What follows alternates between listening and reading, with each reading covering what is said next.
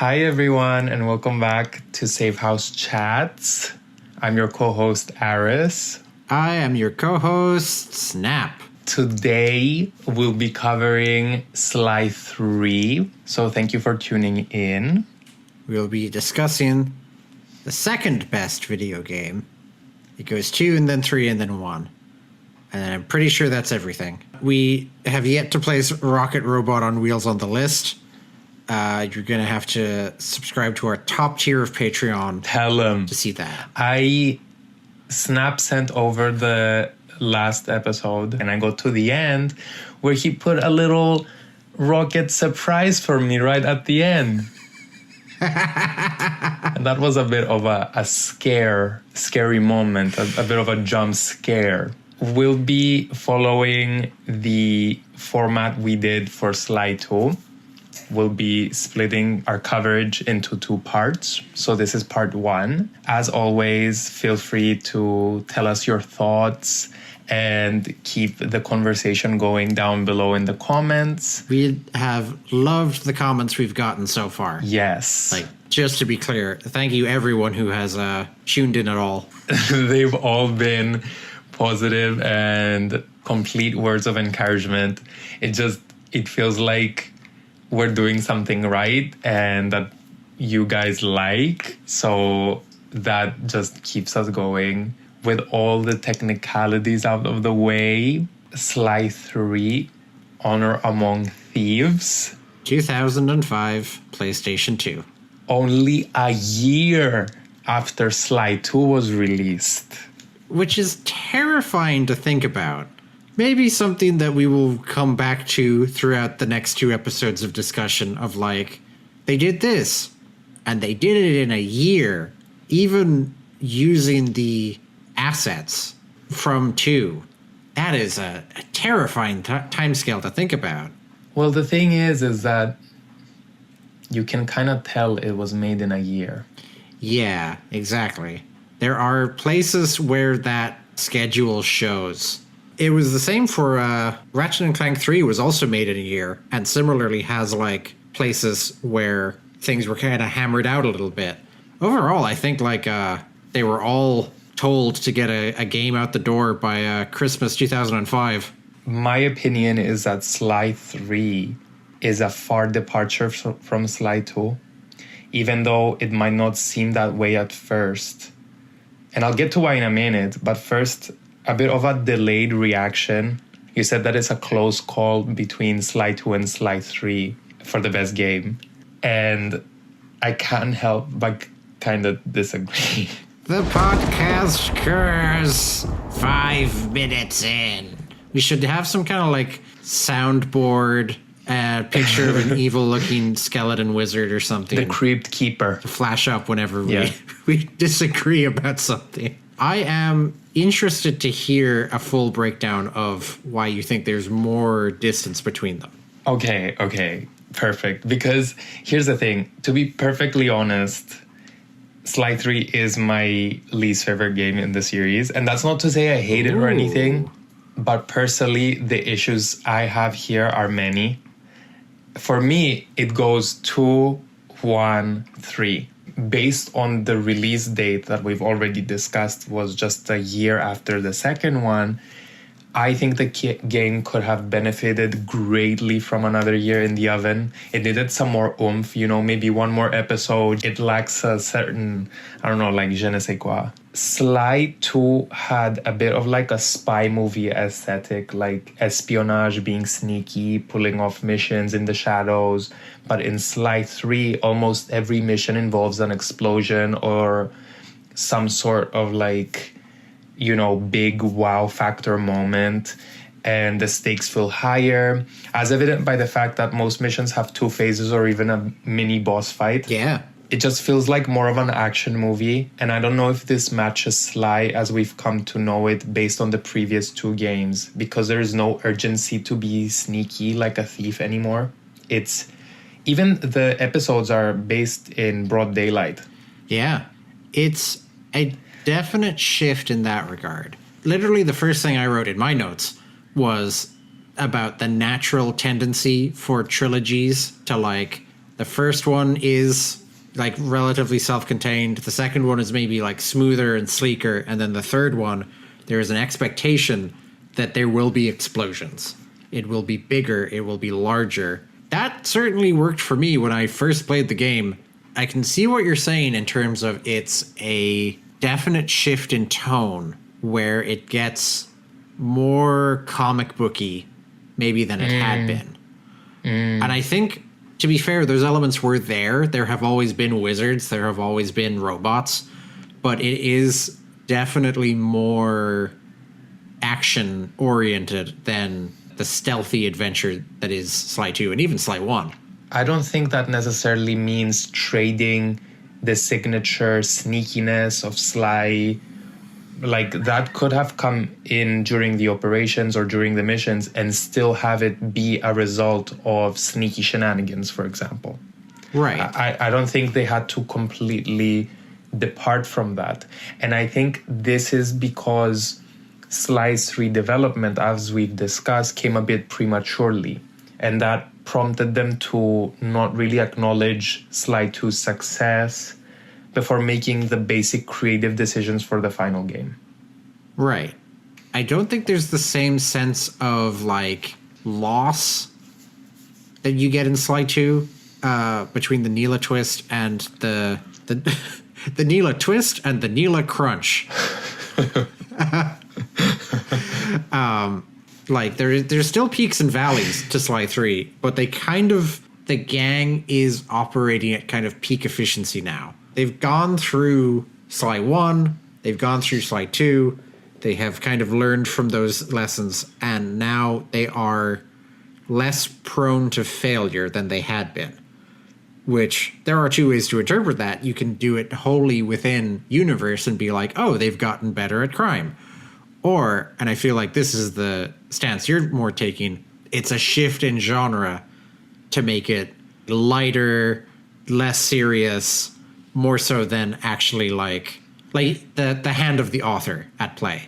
Yeah, you articulated it perfectly, that second point, because that's where I'm coming from. That's the angle I'm seeing it from. Because actually, I disagree with the first option, the former one, which is that they're working more efficiently. I don't think that's the case, because one of my notes is that I really, really enjoyed the way that you put it last episode. And it really stuck with me, the way that you said the odds finally caught up to them by the end. Right. Thank you. You're welcome. And it feels as if they don't have that luxury in this game anymore, because we do see that they get into not trouble per se, but they don't have the luck or fortune that they had in the previous game. Sao going into the Safehouse, for example. Right.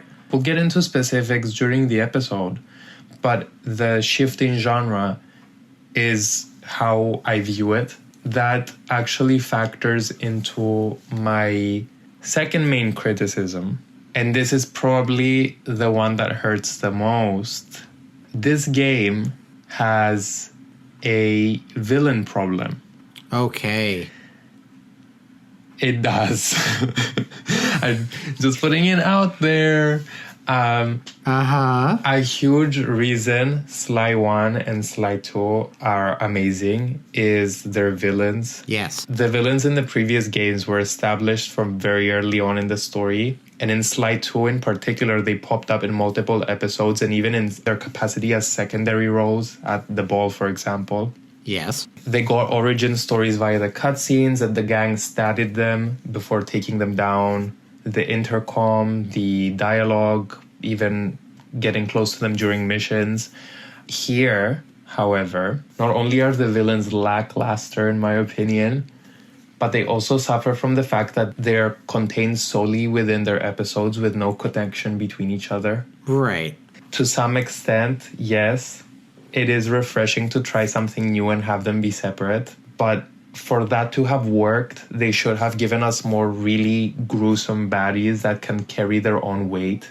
I think it's fair to say the two highlights here are Sao and Dr. M. I was thinking you were gonna say Cao and Octavio.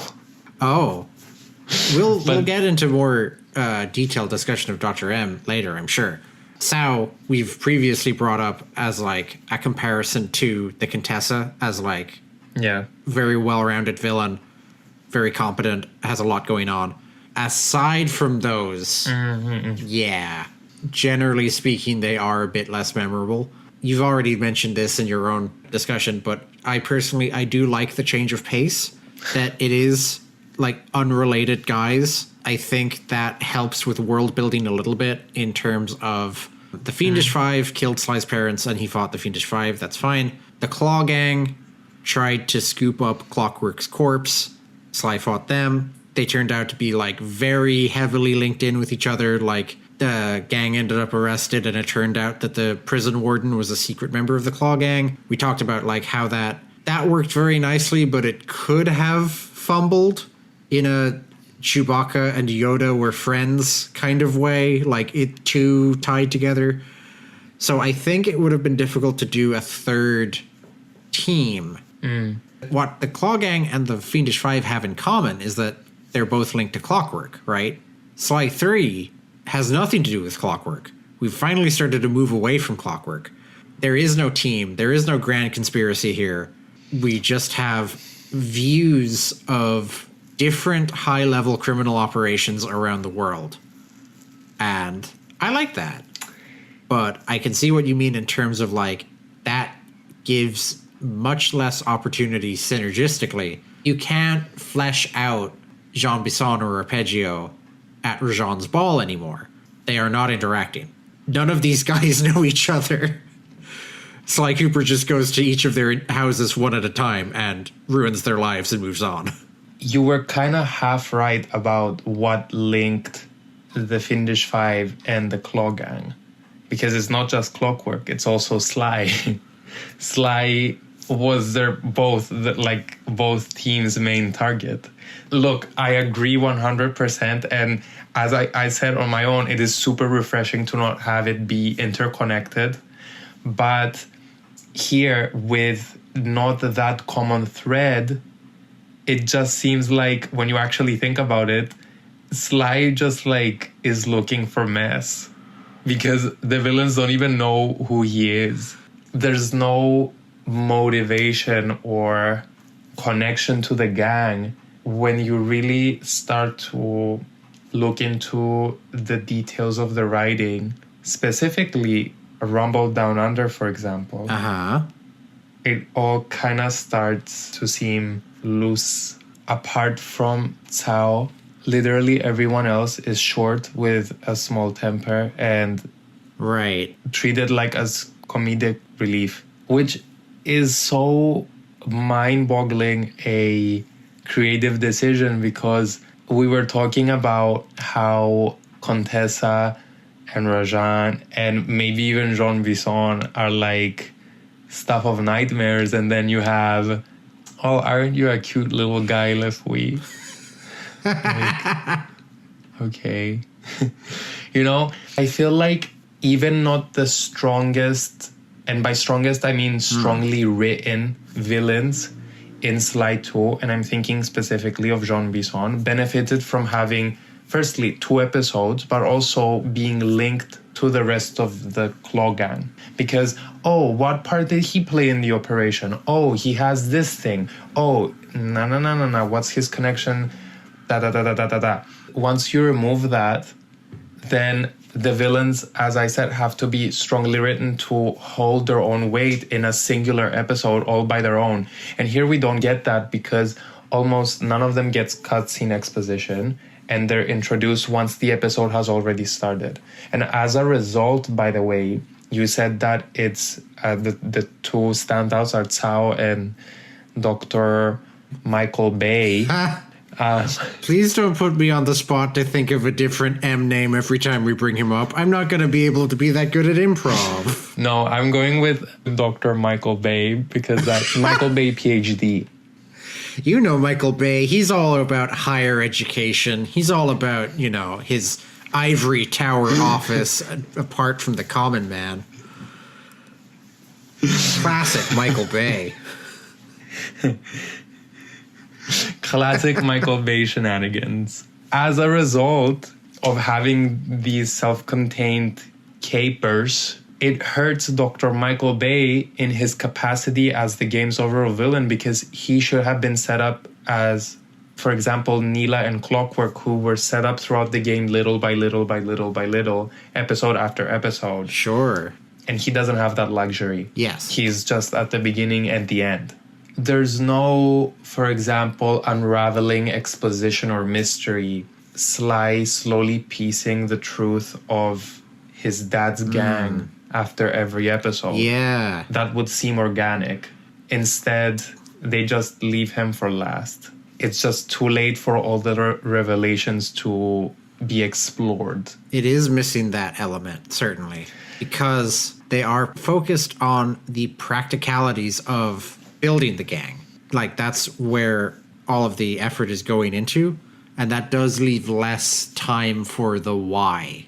I know I've been like nonstop complaining in my little monologue moments, but this is my last main criticism, which is the most popular opinion that I share, is how they handled the new gang members. Yeah. I'm sure everyone who's played Sly 3 has experienced the slight disappointment of not having the new gang members hang out in the safe house. And that is, again, because I think it was definitely discovered by someone that Penelope had like a walk cycle and like a press this button to activate it logo. There's coding in the game that strongly suggests she was supposed to be playable, as in walking around the map. Wow.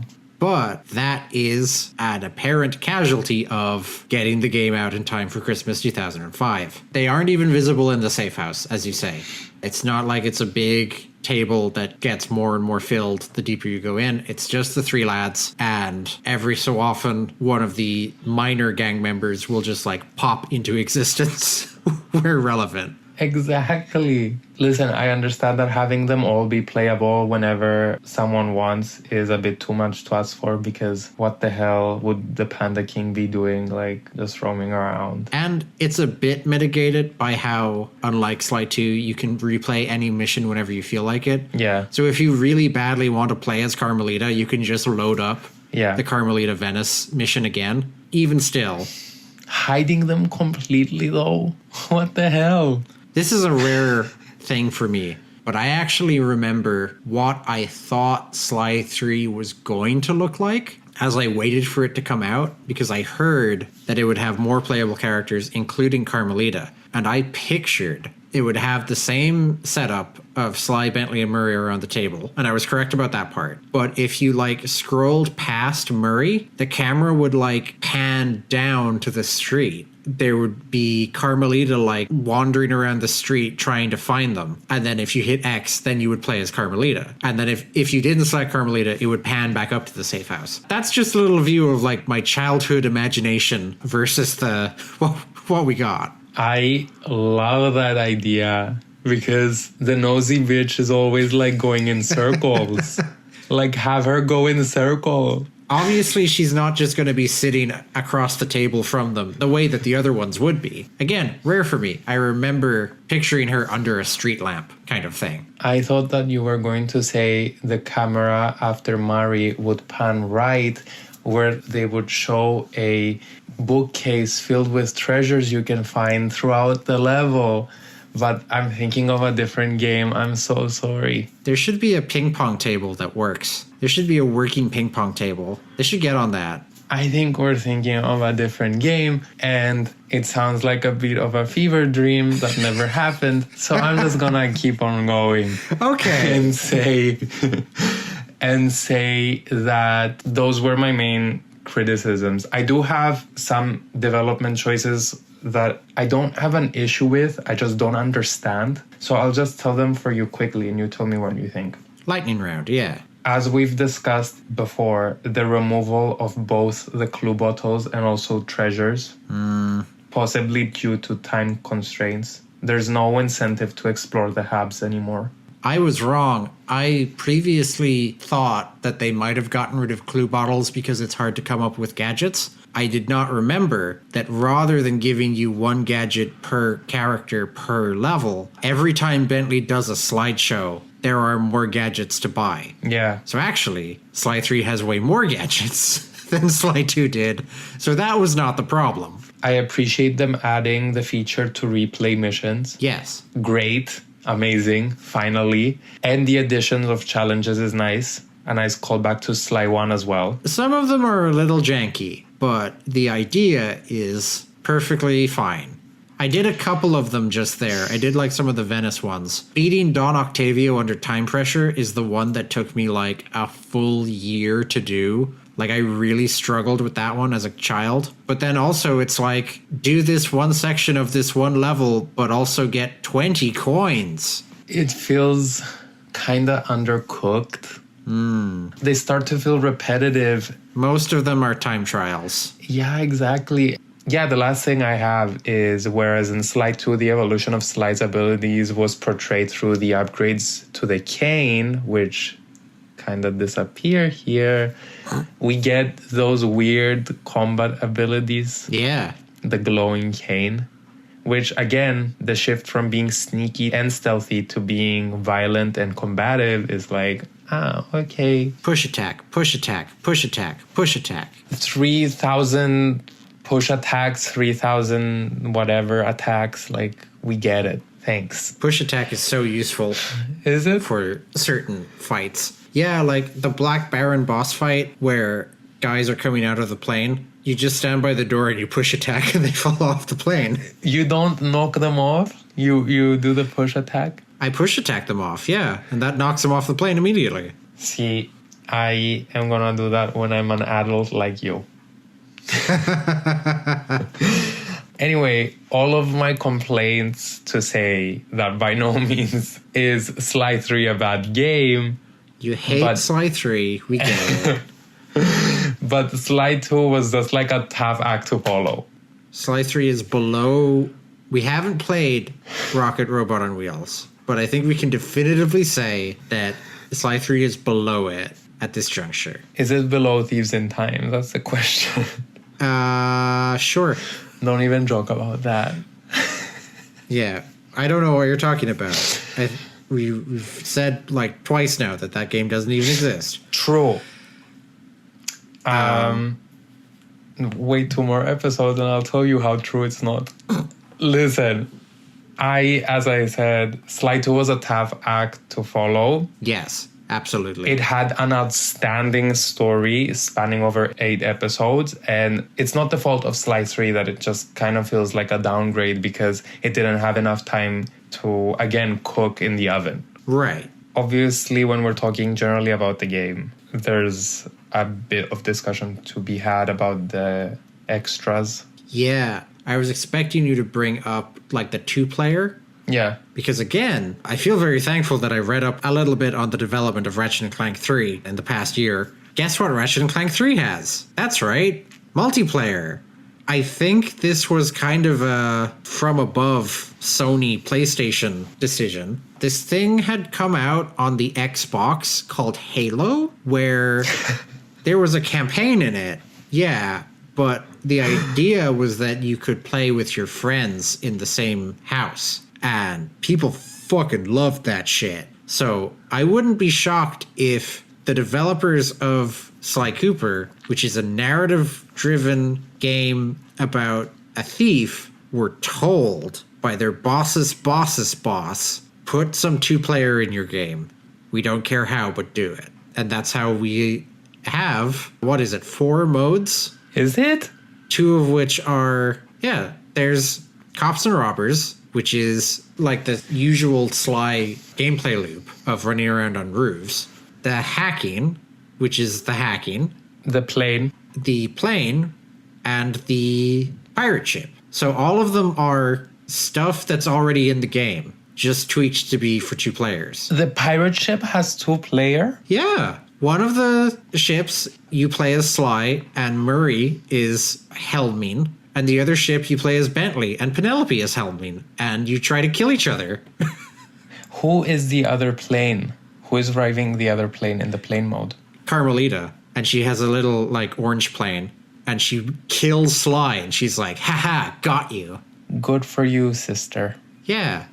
One thing I do legitimately like, you have to unlock the plane and the pirate ship by playing through the campaign until you get to those respective points. So the two that you start with are Sly and Carmelita chasing each other and the hacking. If you play the hacking immediately before the end of Rumble Down Under, it's Bentley and Sly. He inherited some of his dad's good computer genes, and he's not an expert hacker, but Bentley's sitting next to him telling him what to do, and he can kind of keep pace.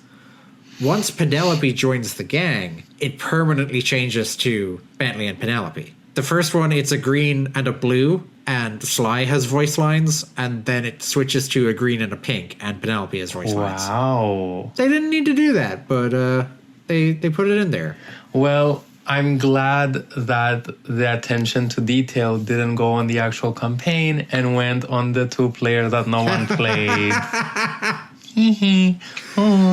I played it. Not very much, but I did. I did not, but I am happy that I convinced you to talk about the game generally and pitched it to you as talking about extras, and instead have no ideas about extras and just bitched for like 40 minutes. Yeah. No, don't agree. Don't agree with me, please. The the extras are okay. They're there, I guess. I'm not just talking about the 2-player. I have written down here also there's a concept art. Yeah. And there's also the 3D. Yeah. We have to address not just the 3D, but also, I think we got this far without complaining too much about the PlayStation 3 port, which is an inferior way to experience Sly Cooper. If you only have played the PlayStation 3 port, I'm sorry. Aris is indicating this is true of himself, and I apologize to him. And if it's true of you, dear listener, I apologize to you. I played the original PS2 versions. I don't have them anymore. When I replay it, it's on the PS3. And that means I remember stuff like the Miss Ruby boss fight being timed correctly to the music. The cropping, especially in Sly 3, is embarrassingly bad, where the black bars don't reach all the way to the screen. The Binocucom doesn't reach all the way. It's horribly done. I don't know how you fuck that up. That's basic. But as well, in the original PlayStation 2 version, Bentley is like, hey, Sly, there's gonna be shapes and colors in this room. Luckily, I've invented these 3D optimizer goggles. And Sly's like, wow, these look really cool and not stupid at all. And then something comes up that says, do you want to play this in 3D? Press triangle if you do, and press square if you don't. And if you press square, the mission proceeds as normal. And if you press triangle, the world becomes gray. And very amusingly, like again, a nice little touch, the characters will be wearing the goggles in universe as you, a child in front of your PlayStation 2, put on the 3D glasses that were included with the manual of Sly 3. In the PlayStation 3 port, Bentley says, I've invented these goggles. And Sly's like, cool. And then they just go in and it's maddening. After it's the first time Sly comments on it, all the times thereafter, Bentley just brings it up, and that's supposed to bring you straight to the prompt. But it looks like, hey, Sly, do you want to wear my goggles? No, thank you. And no response. He doesn't dignify Bentley with acknowledgement. Fuck you, Bentley. Would it have been so hard to just cut those lines? Because they don't make any sense now. I have several thoughts. Well, I know you can't see us if you're tuning in, but while Snap was talking, my face almost squashed. Because I am in the same page with you. I played it on PlayStation 2, then scratched the disc to death. Now I don't have another option. And I have the same grievances because what the fuck? Gee, I do sure hope that the people who did the port don't do their own Sly game. Yeah. I mean, I've said it more than once on this podcast. It's hard to make a video game. I'm sure it's hard to even port a video game. I try to be charitable, but I genuinely don't know how hard it must have been to, like, extend the binocucom to the edges of the screen, that they had to be like, well, we just need to ship it this way. We just need to put this out in the world the way it looks because there's no other option. Well, I never tried to be charitable, so fuck Sanzaru. Anyway. Balanced reporting. I was waiting to get to the point of the Carmelita Mugshot boss fight in Flight of Fancy to ask you this, but since you brought this up, is it only for my copy of the game that the music cuts off during? No, it is not. Okay, good. The music cuts off so badly that it stays cut off after the mission. During the wolf mission. Yeah, like, the mission finished, it cut back to Bentley on a rooftop. Dead silence. I went back into, like, the main menu and loaded back up the Holland level, and that fixed it. But, woof. If you play the Mugshot boss fight first and then play the wolf mission after, the music remains muted. Good God. That's bad. I'm so happy it's not just me because I've been wondering all these years.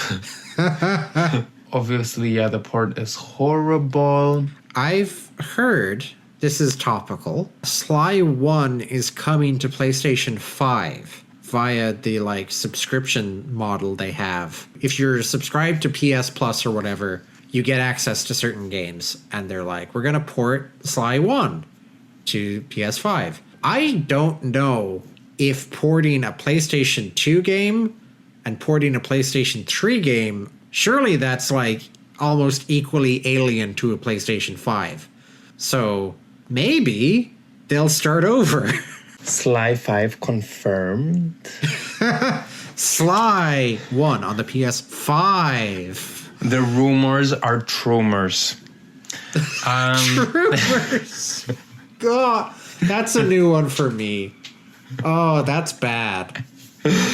Anyway, circling back to the extras, the concept art is a really nice touch, by the way. I haven't even properly explored in recent years. I think, like, it's been ages since I went through it because as a child, I used to go through it every single time I played. Sure. I booted it up. I went into it. I looked over all the nice drawings. I was a happy kid. Okay, that was enough. But due to my newfound grievances, some of the concept art just feels like a peek into what could have been, like, specifically the original designs for Octavio. They had him look much cooler. Right. But overall, a really nice touch. Why does Sly smoke in most of them? What? Yeah. Smoke as in... Like a cigarette. What the fuck? I know. I have not looked at these in a while, clearly. From what I can remember, he smokes in most of them. Good God. And I think a couple of years ago, I mentioned this in, like, the tags of some post on Tumblr, and someone responded and they were like, it's really difficult to find the concept art online. Oh. It's just some weird dev choice to have Sly smoke in the art. I mean, I might be talking shit, but I'm 99% sure that this is true. Wow. Yeah. All right. Yeah. So with this all out of the way, are you ready to get started on our official coverage of Sly 3? I do have one thing I would like to say, which is in response to something that you said at the end of our last episode. Oh, yes. Delayed reaction things. But basically, we finished our Sly 2 coverage with you saying that Sly is keeping Carmelita's capture kind of undercut the repercussions of the Clockla incident. Right. And that got me thinking, and I was like, what if Sly did go to jail? I mean, it'd be a repetition of the Contessa episodes. Mm-hmm. But what if he did go to jail and that's how he met Max Sweeney? Yeah. Like, that makes so much more sense in my head. And the tutorial would be him breaking out. I have not reread the comic that leads into Sly 3. Yeah. But I'm pretty sure it's not that. However he meets McSweeney, it isn't that. It's that panel where they have all the villains in cells. Anyway, so with that, everybody listening, thank you for your patience. Beginning of the end. Yes. A section that we agreed we would kind of cover more so in the next episode as we treat the full Kane Island episode. Like, we won't really get into like how it looks now. We're just talking about this in terms of a prologue. In terms of a prologue, it does exactly what we were talking about earlier, which I now understand you don't like, in terms of it immediately establishes these new, bigger stakes, this bigger gang. We're doing this heist of the century kind of thing. There are a few quibbles, nonetheless, even though I like this. Yeah. The new members' faces are all in shadow, including Murray, whose dialogue is the same shade of pink as always, and also he's Murray. That's Murray. I can tell that is Murray. And when you're going through the lab, you can take out your badly cropped binocucom, and you can just see Dimitri. So I get what they were going for, but it's a little uneven in places. I'm sorry, I burst out laughing because when you said they put a shadow over Murray and you were like, that's Murray, can you imagine if it was actually Murray from Sly 1? No, that's the villain. That's the villain of Sly 3. The original Murray. A la the live-action Scooby-Doo movies where Scrappy-Doo turned... Because they abandoned him, he turned evil. We are not getting into the Avril Lavigne discourse again. I will just note... No. Sly 2 Murray would beat Sly 1 Murray in a fight. I think that goes without saying. That's like self-evident from looking at either of them. Would he? Yes. Would he? Yes. You are underestimating Sly 1 Murray. He somehow is some sort of cancer. He always finds his way around things. Don't underestimate him, okay? The other one got thrown into prison. The first one was... got through an entire game unharmed. Okay, not in my playthrough. I rest my case. Okay, I'll unpack this delicious fanfic concept later. For now, I may as well slip this in. How come the other gang members don't have colored text? The three main boys have colored text. Carmelita has colored text. Penelope and the Panda King and Dimitri all have gray text. And that has bugged me for as long as I have played and liked this game. Because they have waypoint colors in their binocucoms.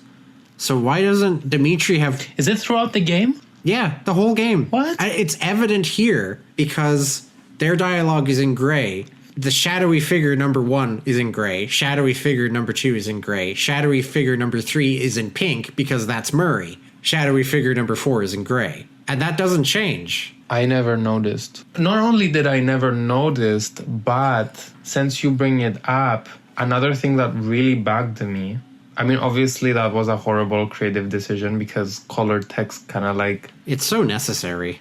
I know, exactly. But during the Crusher from the Depths mission, Panda King's signature color, like glow on the ship's cannons, is lime. Oh. And I'm thinking, shouldn't it be red? Huh? Shouldn't it be red? Yeah, the vampire mission. His waypoints are dark red, as you would expect. Exactly. Okay. So I'm just like, that's weird.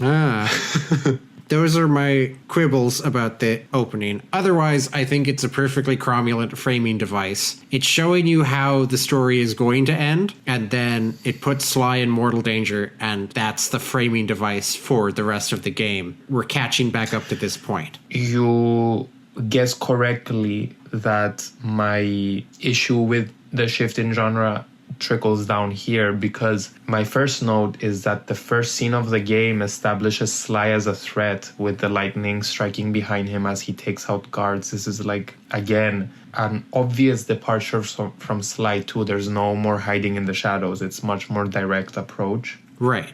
And as you've mentioned, with the higher stakes, right off the bat, the gang's evolution is on display here.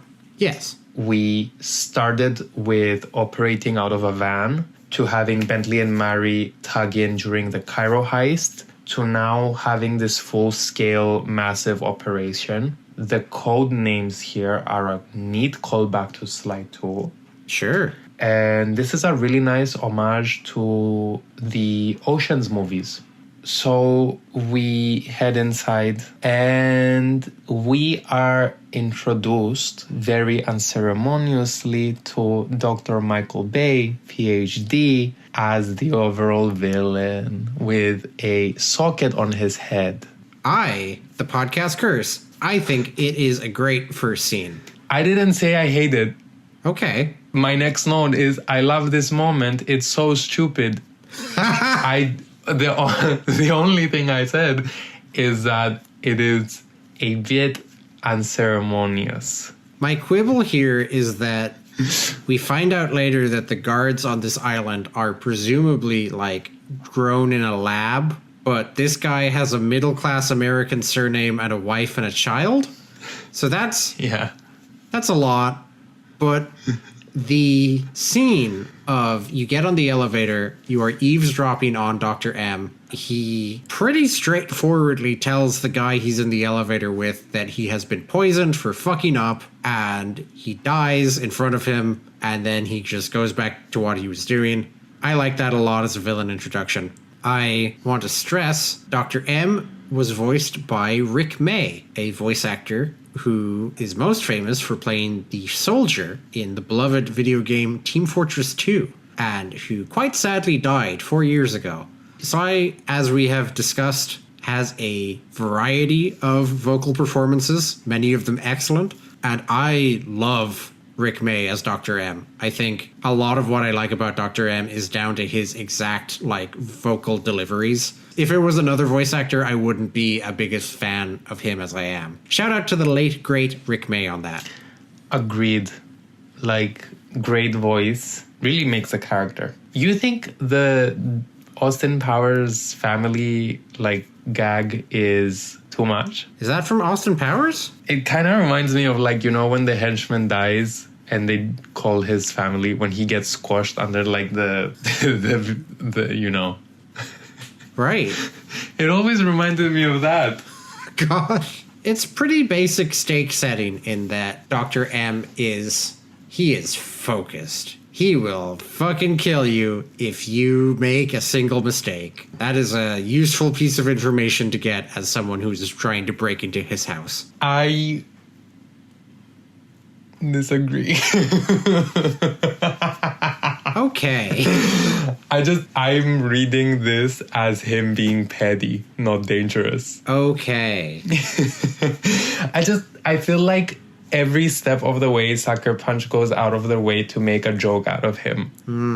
I can't take him seriously. Even the design, even the voice, he's just a cute little guy, a silly, goofy guy. We will have a longer Dr. M debate when we cover Honor Among Thieves. Sly comes out of the elevator and cracks the vault open, but gets interrupted by Dr. Michael, who chases after Sly, essentially replacing the classic Carmelita introduction chase we got in the previous two games. Yes, and again, that speaks to the change in scale, whereas both the first and second games, Sly ends up chased by Carmelita. Here he ends up chased by a mad scientist on a laser jetpack thing and then separately a giant hulking monster. I mean, considering Michael's limited screen time, this is the least they could have done to further develop his character. But anyway,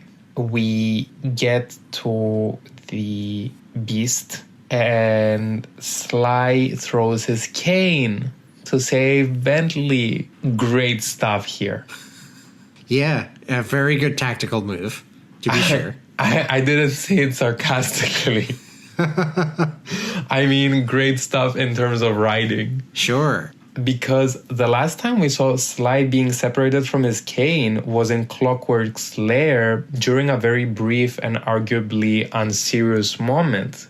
I mean, having such a huge moment here at the beginning of the game sets the tone nicely, but also establishes how the plot will unfold. Yes. With a focus on the intergang relationships. I think it speaks to Sly's character that this cane is like the biggest memento he has of his father that was killed in front of him. In the last 30 seconds, he confirmed that it's what he needs to get into the vault. It is the only way to get into the vault. Dr. Maurice has spent 30 years failing to get into the vault because he didn't have this cane, and Sly has the cane. At the second Bentley is in danger, Sly hooks that thing because Bentley is more important than the cane. Without having any dialogue to that effect, it is demonstrated by the character's actions. Sly does the ultimate sacrifice to save his bestie, and the cane gets yanked within 2 seconds. Yeah, it's just gone. Thrown into the depths of the ocean. Twinkle in the sky, Team Rocket style. And Sly gets trapped, and he, in that moment, remembers an entire game's worth of content. Yay, lucky ass. As he dies, his mind wanders to the hazard room. I mean, if you were getting crushed, would you not think of the same thing? Probably, yeah. I will say here that the memento structure is very interesting because it meant that the player would see the inner workings and plannings for this ultimate heist of the century. Suffice to say that never happens. Yeah, it's mostly in the form of each cutscene will begin with Sly narrating a problem that Bentley has identified. So it seems that Bentley, as always, did most of the planning work over the course of several months. Sure. And then we have cutscene. The main takeaway for me is, again, McSweeney. Yes. I know this moment was explored in depth in the comic, but my lord, did they press fast fucking forward with this one. Yeah. I forget how the comic was available. If it was in the manual or not. But whatever form it took, it's not in the text of the game. Could they not have given us a few more lines? Nothing. The thing is that just like with the Nila twist, I don't know if it's because I've played this game a gajillion times, but it seems pretty obvious from the get-go that McSweeney and Michael were Connors, Mary, and Bentley. Right. I think probably like the Nila's twist, it's a twist that works best if you're not an adult, because it is right there. You can see the silhouettes of McSweeney and Mr. Cooper and a third person who is a short primate. I think, as far as I recall, I did not put that together when I played it for the first time as a child. So I think that was what they were aiming for. I can't comment on how obvious it is as an adult. Yeah, that it sucks that I can't determine either. It's just that in the other game, in Sly 2, there was this element of piecing the pieces of the puzzle together.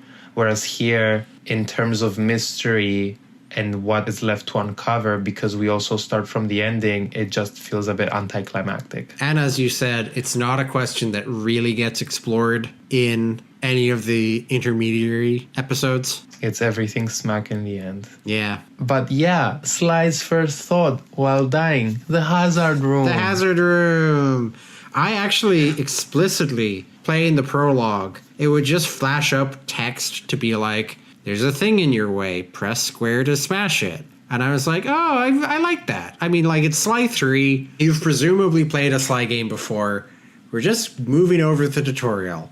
And then mandatory hazard room. The hazard room, I think, is fine. A lot of the dialogue is surprisingly funny, especially in the later ones, showing off a good rapport between the gang. Most of it is optional.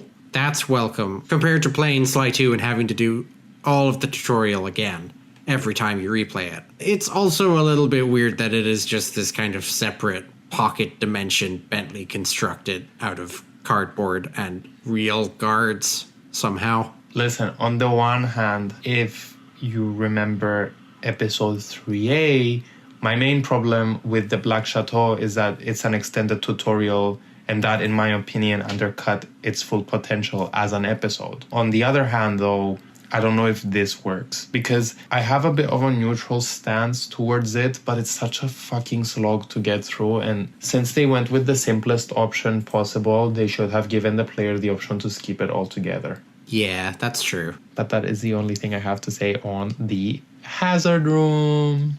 Yeah, there's not much else to say. Okay, we have finally reached the first full episode of Sly 3. Episode 1, An Opera of Fear. Per a lot of what Sly 3 is doing, there was a deliberate choice to have it set in a historical European city, invoking Paris, but it's not Paris. It is different from Paris. Paris was blue, and this is yellow, easing you into different locations by having something that isn't similar to, but distinct from Paris. I'll just say that I think this is my favorite episode from the game. Okay. I know that A Cold Alliance is like the crown jewel, but this is like my favorite episode. It has a nicely designed hub, fun missions, a great villain, a great story. You get to play as Carmelita too. Yeah. It's great. It's yellow. In some ways, just like with the Black Chateau, it acts as an introduction to many forms of gameplay because you have lockpicking, you have the ball form, you have dialogue with Dimitri. Yes. You have Carmelita, those god-forsaken synchronized doors. 1, 2, 3. Okay, we'll try it again. Fuck you. No. Get me out of here. You can leave once we open the door. Come on. 1, 2. Electric chair. I will say, however, and this is a general criticism following the theme of this episode, these various forms of gameplay, I think, come to the detriment of core Sly gameplay. Right. Which is platforming. Yes. The platforming segments have been reduced both in number and length, which was what personally I looked forward to the most. Okay. Sentiment not shared. I enjoyed seeing the new stuff that they came up with for 3. So, as you said, the very first mission introduces both safe cracking, which is entirely new to Sly 3, but like perfectly within character for Sly. You look at Sly and you're like, yeah, he can crack a safe. And the first dialogue tree, unique to the series, I always get them wrong on purpose because the punishment for getting them wrong is hearing more of the characters talking. And I like listening to the characters talk. The only critique is that this first one, with Dimitri, he uses both the terms sexy and sex appeal. And that hurts to hear Dimitri say those words. I mean, he runs a fucking nightclub. What did you expect? It's just that he's a giant purple lizard man from a E for Everyone cartoon. Like, Hear me out. I remember being a child and hearing the giant purple lizard man say something about how I can't fit in that vent. I'm packing too much sexy muscle. And I was like, oh, can he say that? Is that allowed? Rated T for trauma. Yeah. But aside from that childhood trauma, I love the first mission. It's so nicely laid out. You break in, you meet Dimitri. Dimitri cuts a deal with you. you see Carmelita. To make up for the fact that she's not in the prologue, she is in the first mission of the first level. She is looking into the guy that you are going to end up fighting. So that's like efficient storytelling. You're piggybacking off of the work she's already done. She's there with her guerrilla mercenaries, who I think are underrated. I like those guys. I hang around afterwards to hear their funny dialogue lines. Particular shout out to, "You look better in the dark, Mikhail." "No, really. You are ugly. Ugly man." Like, hearing the actual thing, my God. Great shit. And then, with all that accomplished, likewise, a classic Carmelita chase snuck in as soon as possible outside of the prologue. It gets off to a very solid start, I think. I fully agree. Dimitri's return, amazing stuff. Giving him a chance after the cut Monaco level. Really funny dialogue. I love how he says also, wearing a police uniform is worse than being in jail, which, okay. Polyester pig suit. Yes. What do you think about Carmelita's voice, bestie? It is good. There's no Carmelita voice work I hate. I don't think any of them did a bad job. Really? Yeah, I'm not going to shit on any of the voice actors. I think they all did fine. All four of them? All four of them. Yeah. Okay. This voice actor, Ruth Livier, I think does a fairly good job of getting Carmelita's character down. I think some of her line deliveries are pretty fun. Some of her comebacks on Sly work well here, I think. What do you think? As you will notice for a lot of things on this game, if I'm not bitching about it, then I'm mostly neutral. And this falls into the neutral category. Okay. I do want to quickly backtrack for a moment here and just say that the intro cutscene for this episode does two things correctly. Firstly, it lets us know that this episode is going to involve some much needed and long overdue character development for Mari after he was benched for most of the previous game. Yeah. Love you, Mari. Love you, Sly 2, Mari. Let's get that right. Secondly, it gives us a classic Sly Cooper villain origin backstory for Don Octavio. Yes. And yes, his motivation is pig stupidity. But this is so reminiscent of Sly 2. It hits every note correctly. I mean, in fairness, so many people worldwide have been driven into murderous rage by the Beatles. So it's hard to blame him. I mean, I wish you were lying, but you are not. Since we're on the topic, what do you think about him as a villain? He's okay. The curse! I should like him more. I like lions. I like theatrical villains. And by definition, he's extremely theatrical. He has some really good lines. That's my next point that we'll get into in just a second. But I don't know. He never quite did it for me. He's not my favorite. And I can't really put my finger on why. But I don't hate him at the same time. Okay, I get it. I think that the choice of species here for the character is a bit odd. There were lions in Italy in like caveman times. And suffice to say that they aren't there anymore. I don't mean in terms of locale, I mean more in like terms of matching the personality. And please don't ever mention the word caveman in a Sly Cooper discussion. But so much foreshadowing into this. God damn it. I think he's great. The voice acting here is top. Again, I like the stupidity of the backstory. Yeah. The crimes he commits are serious. Incredible scale, yeah. I love that he has a little cutesy flip phone. Like, yes, queen. It was 2005, yeah. Dial those like little numbers with your nail-filed claw. Come on. I love that we're going down the Italian mobster route. Right. He's both a threat, but also comedic relief. I love that, for example, he has his face plastered all over the city and just casually sings to himself while destroying the environment. Yeah. He puts operatic trills into otherwise normal lines. The only criticism I have, which I guess is the species choice, is that they had an opportunity to give us, again, a scary villain. Because Lion, I mean, come on. And something like Rajan even. I mean, we've seen them done Italian-ish mobster correctly with the mugshot Doberman flashlight guards in Sly 1. Yeah. So this feels more of a caricature. But yeah, I like him. I think he's funny.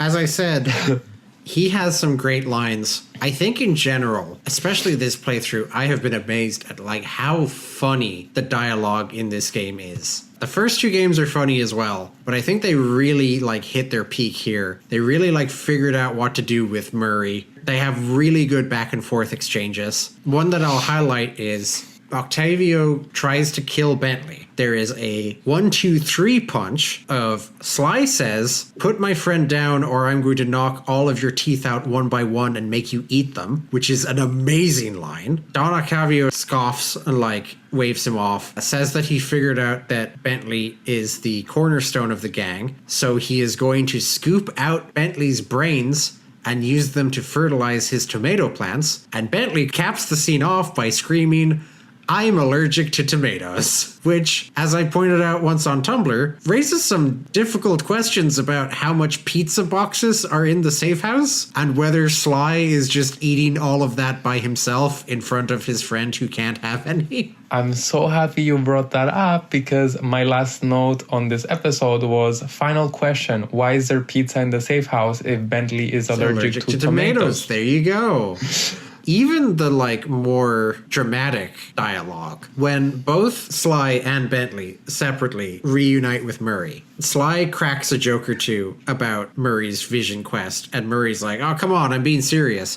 Sly apologizes and very warmly invites him to give him more details, which neatly summarizes, we already touched on this in Sly 2, the events of Sly 2, especially like Predator Awakes Jailbreak, humbled Sly. Sly goes from being very like irritatingly sarcastic to kind of reining himself in so as to not alienate the two people keeping him alive. That's evident throughout Sly 3, that he treats both of them with more respect. Likewise, the scene between Bentley and Murray is very well written. Bentley like trying to hype Murray up and saying how much he misses him, and Murray getting all like tongue-tied whenever they try to directly address the elephant in the room, but whenever he's talking about, "Yeah, I'm really peaceful now," he's like more comfortable.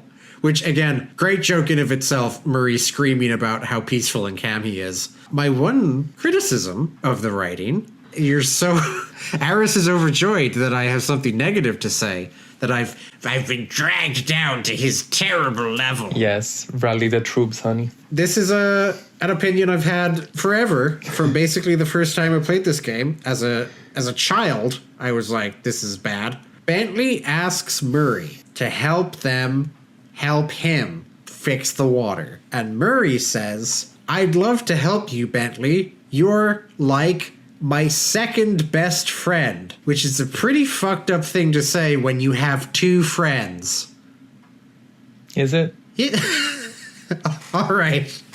I forgot that I'm making this case to a Bentley hater. If you went on a road trip across the entire world with two guys, and in a heartfelt moment, you said to one of those two guys, "You're my second favorite," just don't say that. We talk on Tumblr about Murray being the emotional core of the gang, and how in particular in Sly 3 he has the most emotional maturity. I don't know. This slip of the tongue indicates that it's all relative. Not here, she doesn't. No. You only have two friends, Murray. Don't forget the van. And Carmelita. He doesn't specify who the best friend is. I think it's supposed to be Sly. But maybe it is the van, who at this point is believed to be deceased. Or Carmelita after bonding over jelly beans. Or Carmelita after she gave him one jelly bean one time. It's hard to get in that guy's head. Who could say? Listen, I like how you put things because I am kind of surprised at Bentley's character development here. Okay, that's not to say I still don't hate him. But he's become like chatty Cathy. Yeah. And by that, I mean he won't shut the fuck up. They keep congratulating him on how evil he has become. And he's like, thank you. I love how evil I've become. If he annoyed me before in this game, it's time 100. When he says... When Sly takes pictures and he says, someday the people will know the truth because of your pictures. Like, girl, shut the fuck up. Just go away. Go sniff tomato paste. Go home. Wow. And also, what is his issue with Carmelita? Yeah, he is very hostile to her. Like, is he forgetting she was the one who took down Clocla? She's doing her job. Yeah. Like, what? The fact that Octavio threatened to kill Bentley always makes me excited. Which segues nicely into this episode's missions, which I love almost all of them except the one with the ball form. Taking photographs, return to form with the recon. Yeah. So happy we get back to this, even if it's just this once, like in its proper structure, like just proper recon. What I find weird is that they take pictures to prosecute the Dawn. When did that happen? What I found weird is that he's doing it by hand, personally. Yeah. When you think, I guess he just really loves polluting the environment. He doesn't want to delegate it, but he's got like 80 guys to do that for him. I guess. And then Bentley gets like all riled up about like the fish. Him killing the fish. Like, he's so mad about the fish. Even though he's evil now. I actually find that relatable, to be honest. To have confusing moral compass that, like, you have extremely strong opinions, but they don't necessarily line up across the board. That's Bentley at his most relatable for me. That he's like, yeah, I'll endanger people's lives by making them shoot each other in the street, but you ruined an aquarium, so you have it coming. He literally kills guards by having a Ferris wheel roll over them after some fish were killed.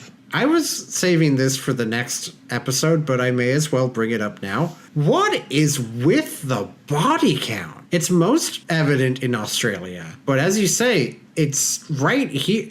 You can't just go to hospital after a Ferris wheel rolls over you. They're dead. The miners in Australia are explicitly murdered by the Cooper gang. In Holland, you blow people out of the sky, and the dialogue doesn't, like, tiptoe around that. Sly 3 feels very lawless compared to Sly 2, where the worst thing you did was shove a rat into a water pipe. Isn't it in the pre-boss fight dialogue with Dimitri where Sly says, there's no honor in that?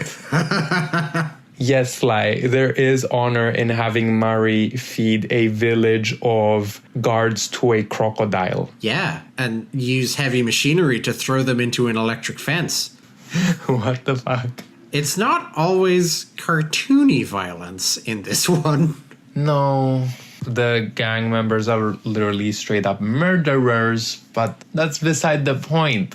Guard duty is in my top 3 missions, no debate. Past a guard. Past a guard.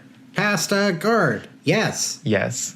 We've touched once or twice, obviously, on Kevin Miller's voice work. I think the past a guard mission is where it's clear that he has mastered Sly Cooper. Yeah. Because he captures underneath that suave exterior is a guy with undiagnosed ADHD who's like, I'm still thinking about the pasta, though. Like, as Bentley's trying to focus. That's such a good exchange. Yeah. It's an amazing mission with amazing dialogue. I've mentioned that I love the segments where you do the code search in the paintings. Yes. That's such a neat way to incorporate Easter eggs from past games. Yeah, and also Tony the Killer Bee. Tony the Killer Bee.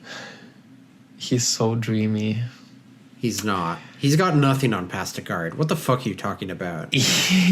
Listen, Tony the Killer Bee can join me, the Palace Doorman, and the Battery of Peril for like an orgy or something. Love him. Love that mission. I mean, overall, it just delivers on the mission front this episode. We haven't even talked about the best mission. Carmelita's. Hello. Yeah. Opens with acknowledgement again of Bentley being evil. Then, and I only really caught this on my most recent playthrough, the exchange between the first gorilla guard, let's say he's Gronk, and the Vincinetti guy is quite homophobic. Yeah, fruitcake. Sly pretends to be the Vincinetti and says something mean about fake cops. Gronk comes out and says, I may not be a real cop, but I do have feelings, pal. And Vincinetti responds, are you talking to me, fruitcake, because I ain't looking for a date? I didn't remember that dialogue at all. When we were replaying it, me and my wife were just like, whoa. Like, yeah. What an exchange. It's giving, what's his name? The chef from Recipe for Turnabout. Oh, Jean Armstrong?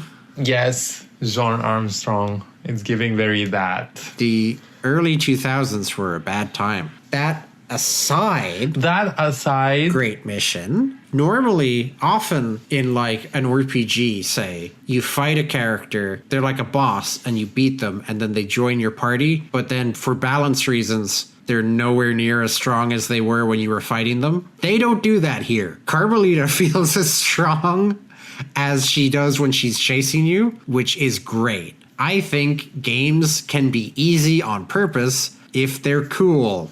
And that's what this game is doing. The one criticism of the Carmelita levels in general is that they could be longer because she is just so strong, it is hard to lose. You have to like actively decide to just go on a rampage in order to stretch it out. The only thing I have written down is overpowered girl boss. Yes. So you've encapsulated it very nicely.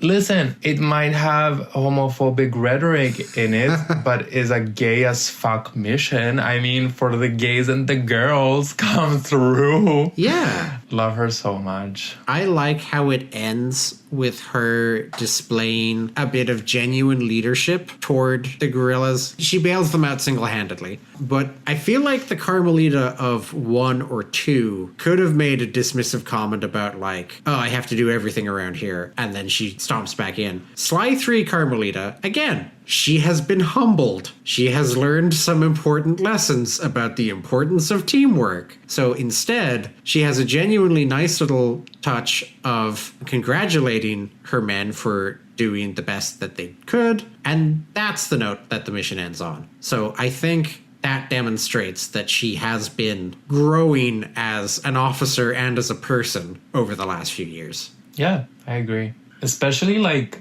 career-related lessons after like Neela. Mm-hmm. Like it's not just solely personal growth. It's like how she handles work. Yeah, how she handles having a subordinate. Exactly. I'm pretty sure she basically never had one until Neela. So that's a great crash course in what not to do. Unless you have any other notes, I think that takes us into the first operation of the game. Well, I just briefly wanted to say that at the beginning, when I referenced you saying that the odds finally caught up to the gang in Canada when you said that, and in this game, it's kind of different. I was specifically thinking about the Dawn abducting Bentley. Right. Because by that logic, this game just shows how it's not a walk in the park anymore. Yeah. It's just like more and more sticky situations. That's true. And listen, like, again, the dialogue from this mission is great. Like, despite the Bentley slander, geriatric fiend is great. You geriatric fiend. Yeah. But yeah, with that out of the way, it is time to cover the first operation. I will open by saying that here is where one of my few critiques on this episode comes in. It feels a bit, I'll say, unfinished. Like Octavia's motivations and wrath remained a bit unresolved as we head into the finale. I mean, what's his connection to the Tar? Why did he want to destroy Venice? I don't think that these things fully 100% get explored. Right. Like they kind of fizzle out. Okay. But that being said, the setup here is good. Sly infiltrating the opera house in disguise, bumping into the Dawn is great. Yeah. Very tense moment. Classic stuff.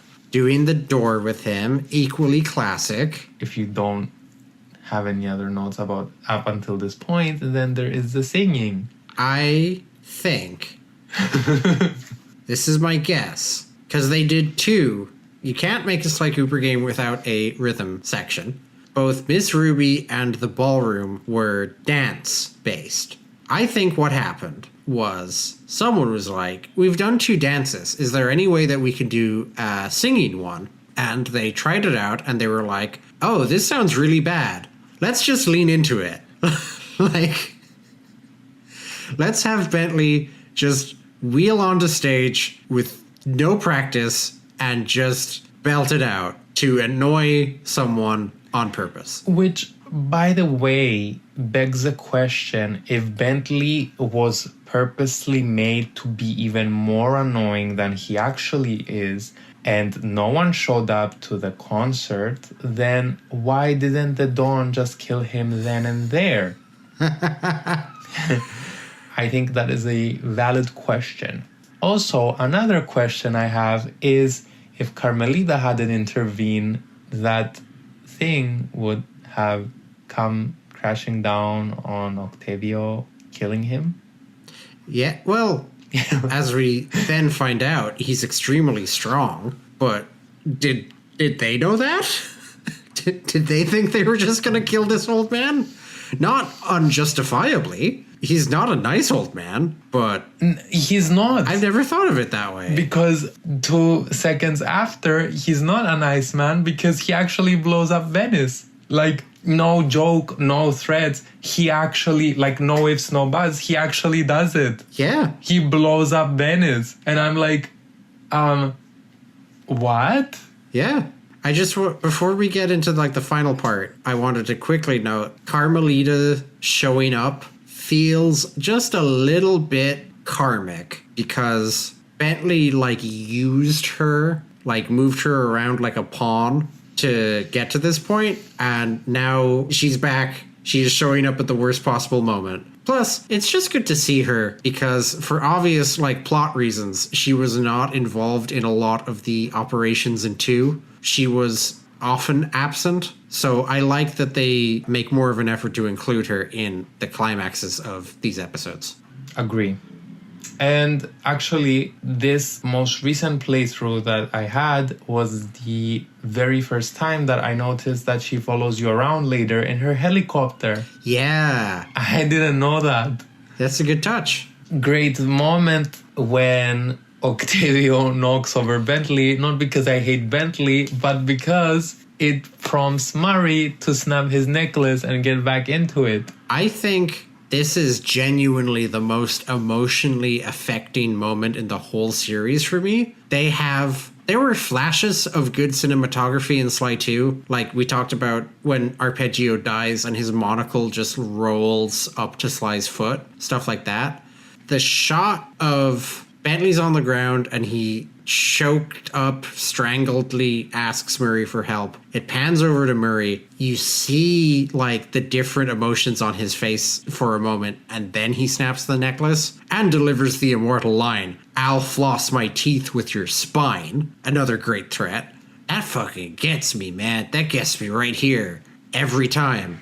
They effectively convey the emotions of that moment. Yeah, from there, the latter half of the boss fight also has a great exchange Murray claims that the only song the Murray knows is the triumphant horn section of his own triumph. Don Octavio, in one of his final lines, just says, "Quit talking, stupid kid, and die," which is so valid. It's easy to love Murray as a viewer and as a player, but as someone who is like in a fight with him, what an absurd figure. Like, you have to... The things that he's saying to you as he's punching you in the face. Yeah. The knocking over of Bentley. I could watch that shit on loop. That's not why I bring it up, though. I just couldn't resist not saying that. I recently made a post on Tumblr about if Dr. Michael Bay, PhD, knew about clockwork. And in it, I talked about how Sucker Punch seemingly like avoids any mention of clockwork like the plague. In all other episodes, I think they do it very smoothly, but here, both in the ball form mission, but also specifically here, it feels as if like they're tiptoeing around the Clockla situation a bit too much. Right. Hello, Bentley's in a wheelchair. Like, this is the aftermath of Anatomy for Disaster. Are we not going to acknowledge what happened? Once he gets knocked over by Octavio and Mary gets back into it, I was just kind of like, obviously it wasn't the right time to talk about it, but I was just kind of expecting like some sort of hint or some sort of acknowledgement, but nothing. Other than that, I'm not a huge fan of this boss fight. It's a bit clunky. It is quite hard, yeah. Like I said, I struggled with the doing it under time pressure challenge. They talk constantly about how old Octavio is, and then it turns out that he's stronger than Murray. So there's a bit of a disconnect there. The dark opera powers come out of absolutely nowhere just to pile on to the questions behind and surrounding the dawn that never get answered. But the good thing is, well, kinda, you can mess around with it a lot, actually. Oh, yeah, because it's not like the Rajan fight where you're stuck in a bowl. No. You can basically travel across the whole town if you want. What I usually do is get on one of the boats and just have Octavio drown constantly over and over again. Or use the ball form to get up high enough and see if he can reach. Nice. But yeah, if you're done with Venice, wraps up the first episode. Before we jump into the Australia episode, I have a very brief question that I think I know the answer to, but I want to pose it to you first. Bentley's wheelchair is a technological marvel. He can put whatever he wants into it. Why is it not motorized? I have a lot of things to say, and none of them are the answer to that question. Okay. First of all, when you said technological marvel and Bentley, I was thinking, oh, who is the other most prominent disabled character in media? Professor X. Yeah. Who also happens to have a hazard room at the academy. Yeah. And then I also thought about, I'm sorry to keep going with the theme of foreboding, but I thought about another game that does give Bentley a motorized wheelchair, which I'm going to speak on. Uh-huh. But yeah, I don't know the answer to that. I think it's not a good in-universe answer. I think they might have started to animate him that way and realized it looked boring as fuck. Oh. Compared to making him do the big motions with his hands. Like his run animation is wheeling himself really fast. Yeah. He has a dodge animation where he manages to like basically pick up his entire wheelchair and drag it to the side. I think it just would have been less fun. It would have been less like kinetic if he had a motorized wheelchair, even though that would make way more sense. He's already put stuff into it. He could put a simple motor. That's just a thought that occurred this playthrough. Asked and answered, I think. Yeah, that's actually a decent question, which briefly opens up the topic which we haven't actually discussed yet. You mentioned at the end of our Slide 2 coverage that this game, not only for its time, but also like the way it handles Bentley's disability, it does an amazing job. Yeah, I don't really know what to add. I think the idea of Murray being more traumatized by it than Bentley himself is a really deft touch. It really does like add a new dimension to Bentley without like redefining him. The other comic book character in a wheelchair is Oracle. Right. From Batman. But the thing about Oracle is she cannot coexist at the same time as Barbara Gordon's Batgirl. Barbara Gordon's Batgirl is one of those fucking acrobats, does flips off of roofs, etc. Barbara Gordon's Oracle is in a wheelchair. People like both versions of that character, but they are two distinctly different versions. For Bentley, the wheelchair makes him stronger. Like, he fulfills the same role, both in gameplay and in the narrative, but if anything, he's like more efficient. He has more gadgets now. He has this like arsenal on his person at all times. Instead of like changing him fundamentally, it just sort of evolves his character. And I think that's very cool. Even as a certified Bentley hater. I knew exactly the three words out of your mouth. I have to agree with you on that, because yes, he's not any less annoying. Maybe he's like even more annoying in this game. Actually, not maybe. He is more annoying in this game.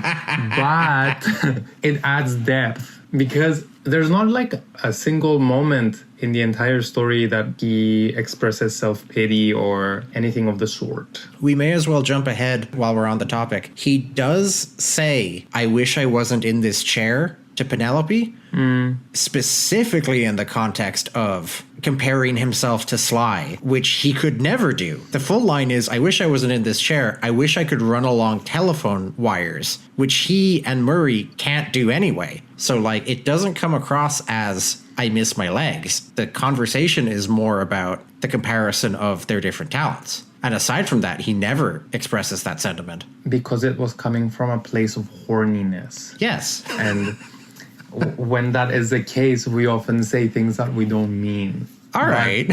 Who knows?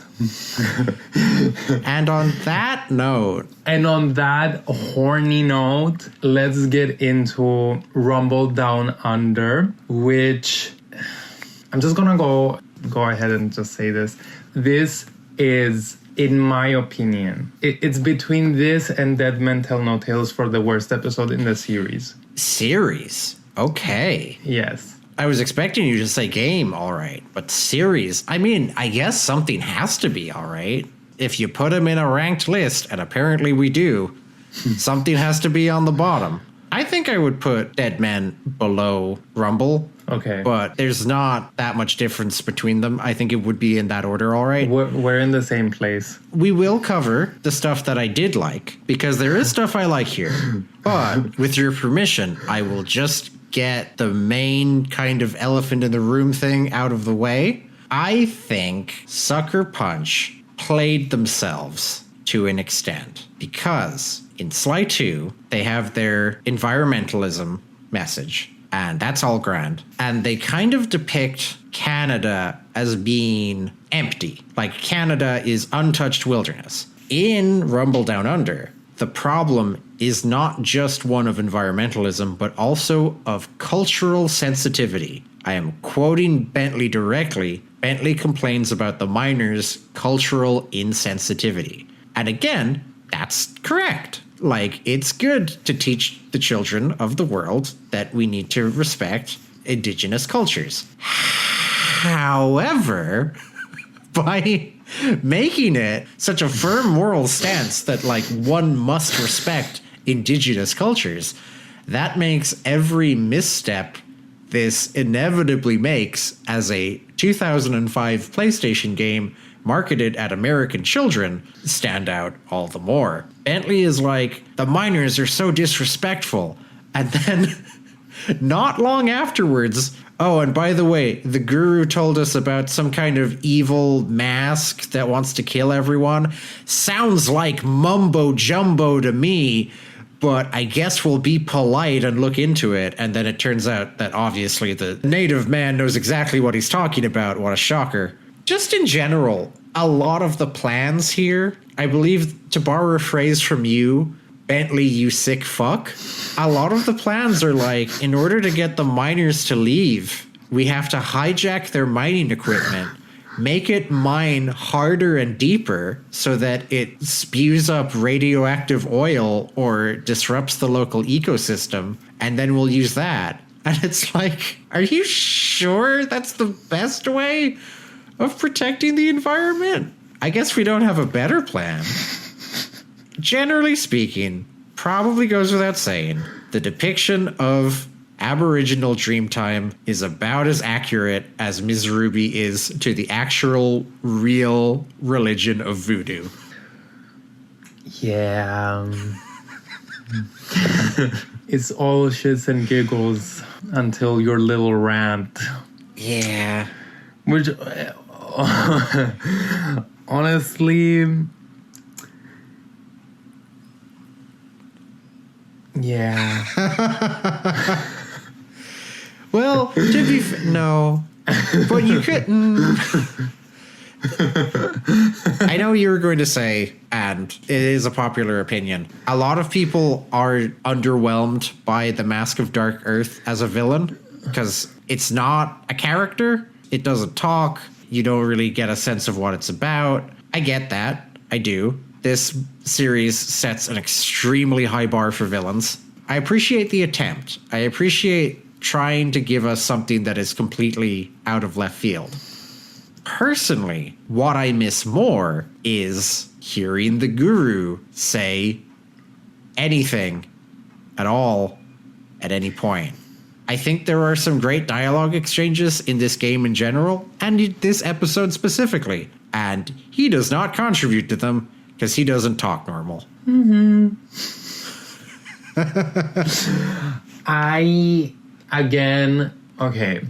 To finally properly articulate 100% valid points, 100% hypocrisy. Let's just call it for what it is, because what the fuck? Yeah. I hadn't even considered with our Canada discussion, I hadn't even considered the environmental aspect in the way that you had discussed it when we were recording. And I mean, you can hear it in the episode. I was like genuinely caught by surprise. But after you had mentioned it and when I was writing my notes, I was like, that kind of factors into spilling tar into the waters of Venice, and also this episode. Even like the stuff that you're saying now, I hadn't even properly considered, like the fact that they are actively mining deeper. Yeah. Yeah, I didn't go into detail about like the problematic aspects of the episode, but since you started with the mask, sure. Again, it just makes it so abundantly clear that a good villain is necessary. And I do appreciate them for trying something new. Yeah. And something else, which is refreshing.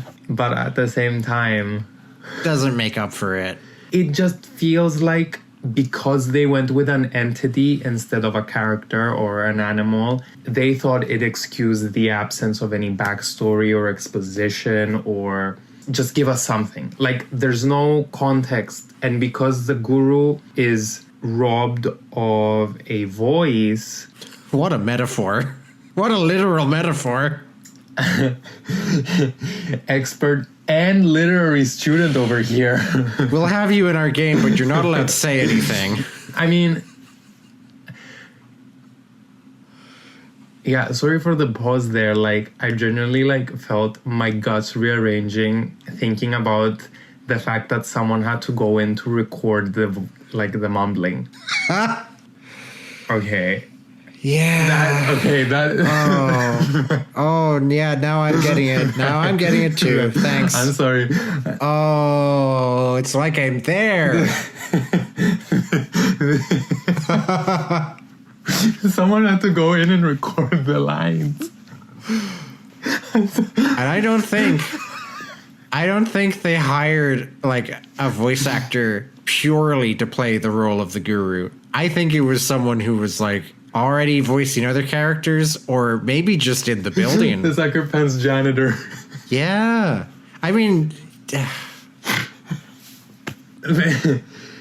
beyond all of that, the horror. He's robbed of his voice, and he's the expert on the mask. yeah. And more than that, he's the expert on... They do cool stuff in all of the later episodes about magic and or animals. They really benefit from having his skill set on the team. But again, instead of that being a character with a personality who talks about stuff, it's just this like mumbling koala. In the very next episode, Giant Wolf Massacre, how does he feel about that? What are his thoughts on using a majestic beast to murder 15 people? We don't know. He's just like, okay. Except he's not, he doesn't even say that, obviously. Suffice to say that he does not stand up to the same surprising level of scrutiny other Sly Cooper characters do. Yeah, because even me now, I hadn't even thought about it to the full extent. But even now, what you just said, like, to me, you are giving me epiphanies here. Like, didn't the Mari not want to cause any violence in Venice because of the Guru's teachings, and the mission that the Guru is involved in is called Massacre?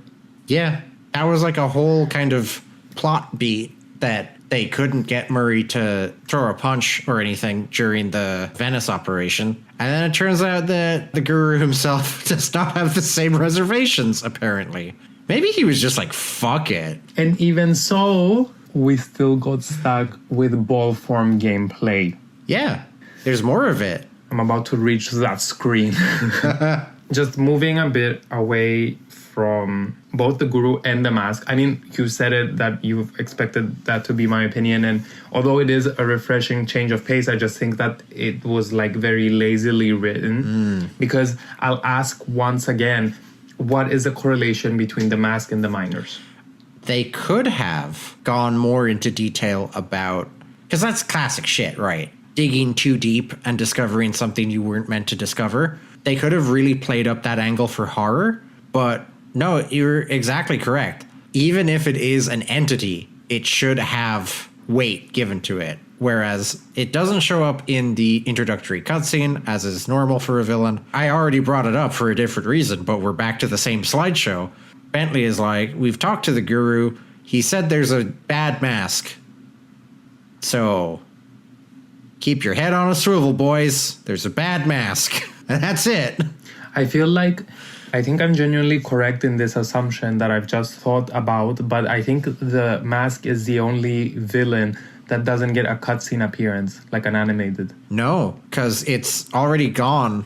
Its death triggers the second animated cutscene, and then we don't talk about it there. But it's not in it. Yeah, so I think you're right. That's crazy. I just want to note on that real quick. Two things. One, I always do enjoy the clash of ancient magic with modern technology. So I do find it, if nothing else, funny that they just blow it up with guns. Like, yeah, they didn't think of that 40,000 years ago, I guess. But point number two, the mask falls off Carmelita. Her gorillas fly around it and shoot it with their guns. It explodes. And then the gorillas are not in the cutscene. It's just Carmelita alone on the desert floor, Family Guy death pose, which, again, we've touched on this already. The body count is through the roof, especially here. Yeah.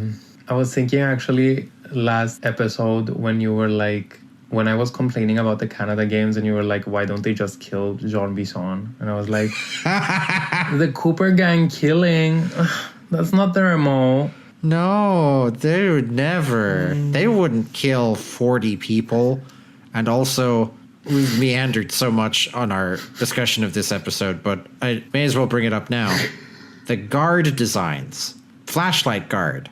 Fine. Looks like a working Australian man. Whip guard. Mostly okay, but the turquoise vest and the magenta pants, strange. Green kangaroo with child, and the child is alive and on the guard's person, but then you kill the guard by feeding it to a crocodile, which also means the child would die. Murray killed a lot of children in order to save his pacifistic guru. Why are they there? I get it. I know what kangaroos are. I know what a cartoon is. I know why you would put those two elements together. But we're killing a lot of these children, huh? All around me are familiar faces. I really like testing your limits here. There's not much you can say in response. My brain is fried after all of this. Like, you know, I have the Looney Tune expressions. I'm the loud one. I get that. I'm the most outward one with my opinions. I'm the hater. I'm the certified hater. But you are a sneaky link this episode, okay? You were like, oh yeah, I don't have many notes. It's mostly about the problematic stuff. You're really making a case for why, like, this is truly the worst episode in the series. Thanks. My final note on the guards, just tying everything together, is clearly the miners are supposed to represent the white man because they're here to pull the beautiful natural resources out of Mother Earth to sell. But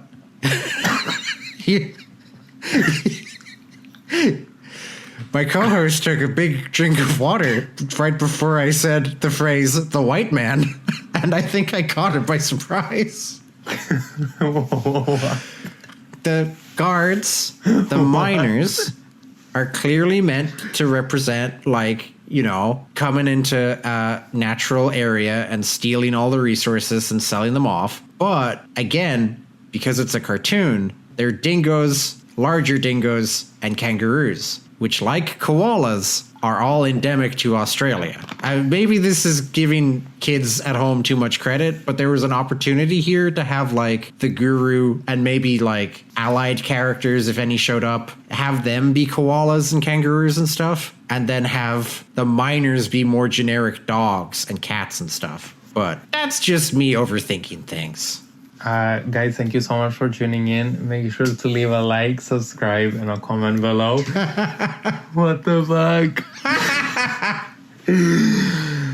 Do you have anything you like about the episode? I mean, I was gonna talk about how the setting is lackluster, but not after you saying that, like, it's equivalent to the white man. What the hell? Bentley, you sick fuck type of analysis right here.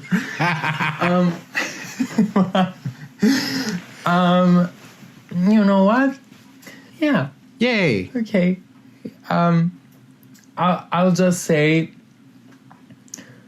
Actually, I won't say.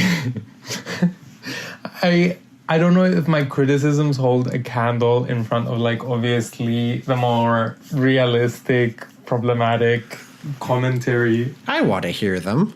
Just as you pointed out, it just feels like a bit of a repeat of Menace from the North.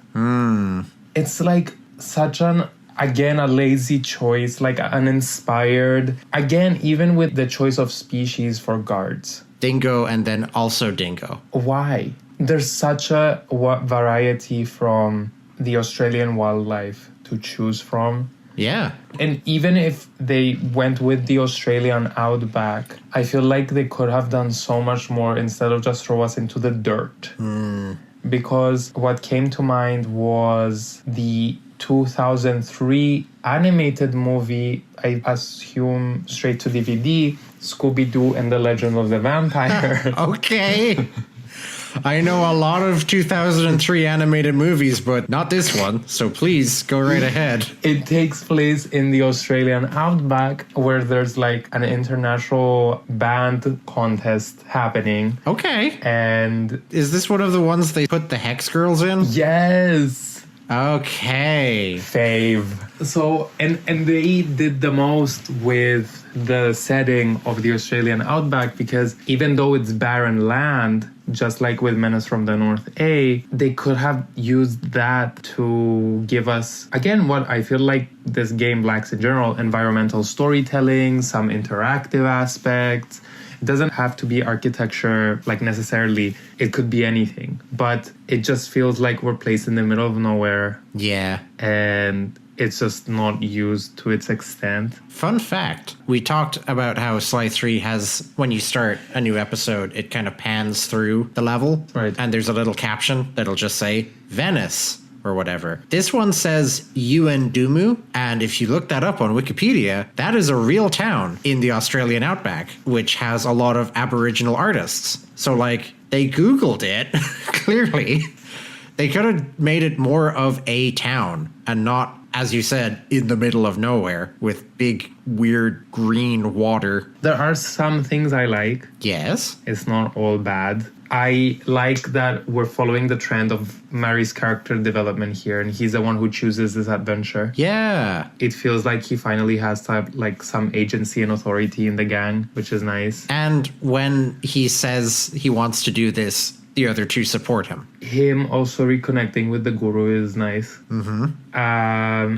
Guru gameplay, we've bitched a lot.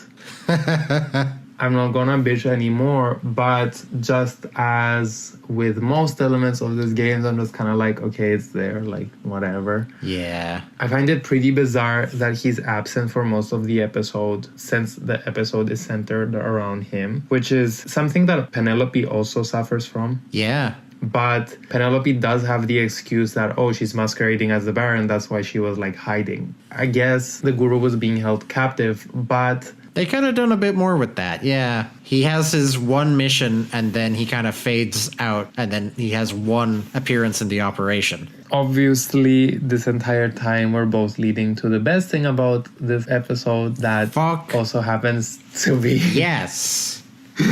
Forget everything I said for the last half an hour. None of it matters. Oh, no. Trust me, it's gonna take a long motherfucking time to forget the things you have said, okay? But suffice to say, it is the best thing about this episode, and one of the best things about the entire game, Lemon Rage. Lemon Rage!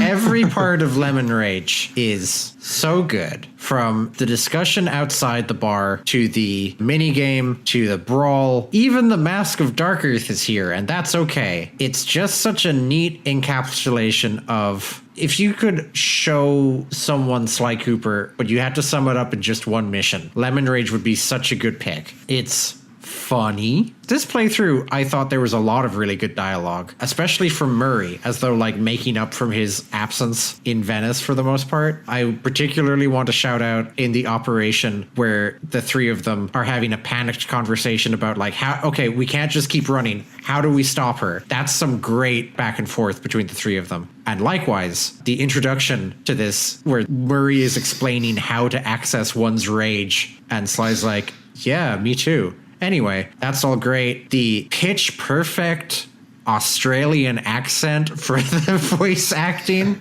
I'm sure they flew out to Australia and got an authentic Australian man to say all that stuff. This just happens to be a lemonade bar. One of the best lines in the series in terms of delivery. Yeah, I mean, it's top shelf. It's top tier. It's A+.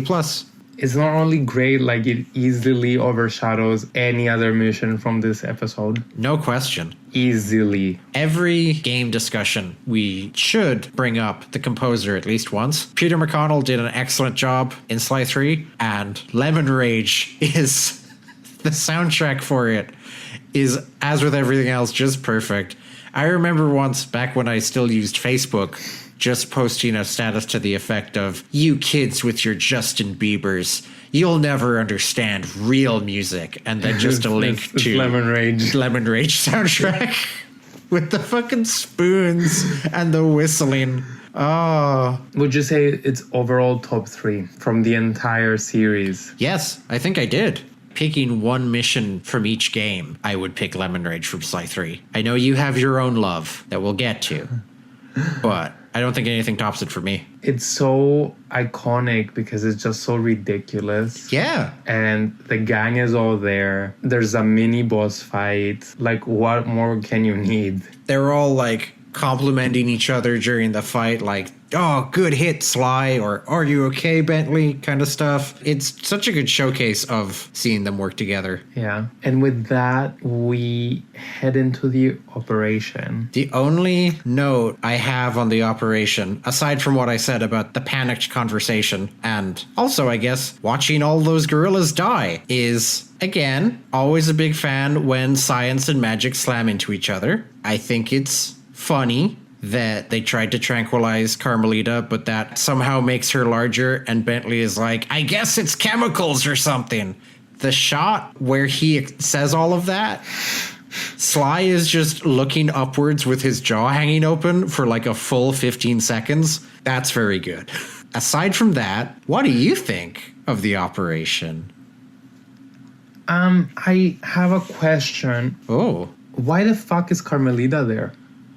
That's a really good question. I think we said this in the Venice thing too. I think there was a active attempt to involve Carmelita more because from the nature of Sly 2's story, she was gone for a lot of it. She's there in Venice patrolling around. She's there in Holland and China. They actively note her absence at the end of Dead Men. This one, she sure does just wander into an active mining operation. I guess the implication is that, like, wherever the gang goes, Carmelita is, like, slowly catching up to them, but it's not exactly foreshadowed. And then she is effectively the boss. I kind of disagree with that, the catching up to the gang, because yes, she is actively pursuing Sly, but I feel like more often than not, it usually happens to, like, this is gonna sound stupid, but they bump into each other. Right. Because as we've seen with Venice, she was tailing Octavio. That's true. She was working a different case. So what case exactly was the one to hear? Sly's MO largely is dealing with career criminals, and maybe he'll steal a big jewel out of a museum. A mining operation in a remote part of the Australian outback is not a place that you would expect to see Sly Cooper. Exactly. So with no villain, she just shows up. She's patrolling in the middle of nowhere. With her gorillas, because they show up during the final part to die. With the entourage, R.I.P.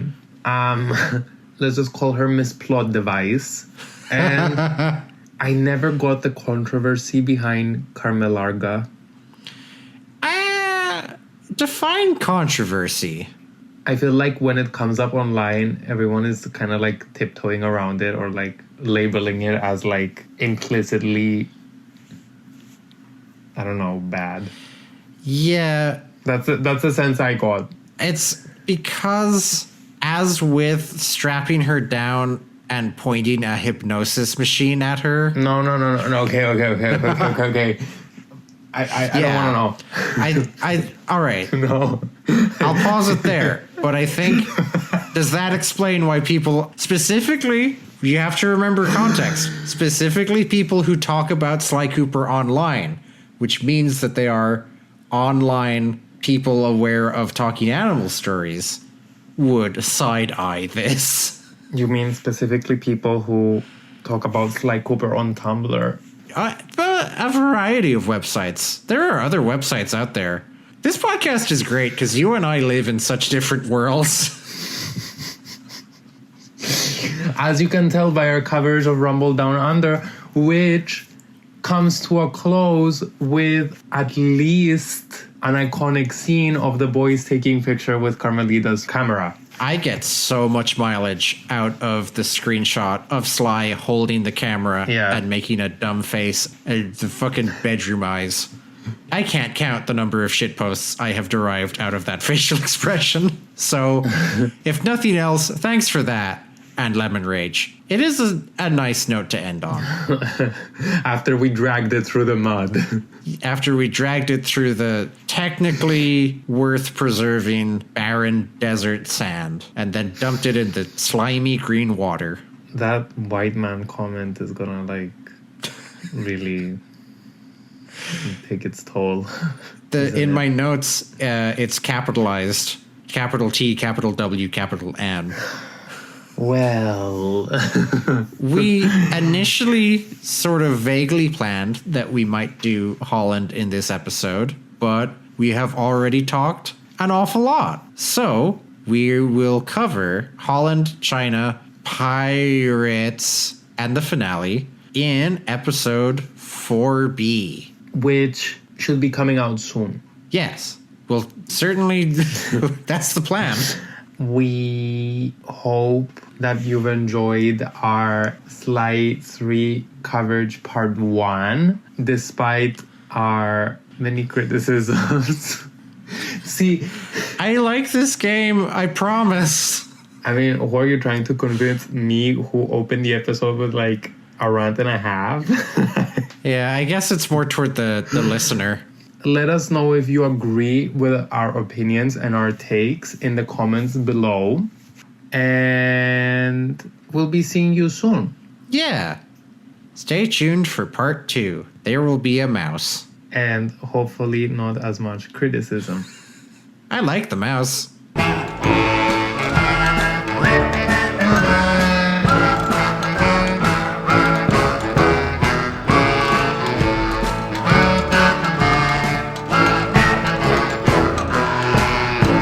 You can cut this out, but I was just gonna say I love how they give you the option in Sly 1 to shoot Mari. Yeah, and rightly so.